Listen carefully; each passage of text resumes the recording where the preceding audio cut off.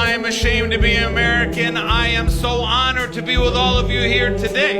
And my voice as a Palestinian is to say today, the biggest lie they tell about us is that we are a people full of hate. Do we hate people for who they are? No, we love everybody. We hate occupation, we hate apartheid, we hate racism. We love, and as a Palestinian today, it's important for me to say that I love my Irish brothers and sisters, that I love my Lebanese brothers and sisters protecting the north of our country, that I love our Yemeni brothers and sisters who put a little toll plaza in the Red Sea, that I love our South African brothers and sisters who fought in the court of justice, and that we love the students in America standing up. And I say to them, as I say to all of you here today, I am very honored to be with all of you and my fellow enemies of the state. Yes, they might think that we are enemies of the state, but there is no shame in that. Martin Luther King was an enemy of the state. Malcolm X was an enemy of the state. Nelson Mandela was an enemy of the state. Cesar Chavez was an enemy of the state. The prophets Jesus and Muhammad were enemies of the state. There is no shame in saying who we are. We stand here today as the people who hold the truth. And that is what all of you share here today when you stand up for Palestine.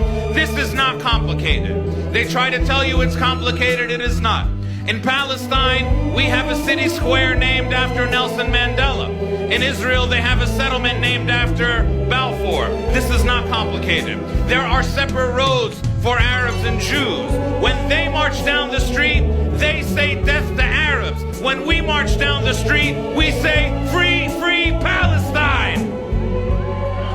This is not complicated. And so our message as people around the world, and especially me, to Genocide Joe, in fact, let's let him hear it in London. Genocide Joe! Our message is that November is coming. You think you can scare us with Donald Trump? We have survived 75 years of genocidal Israel. 4 more years of that idiot Trump does not scare us at all.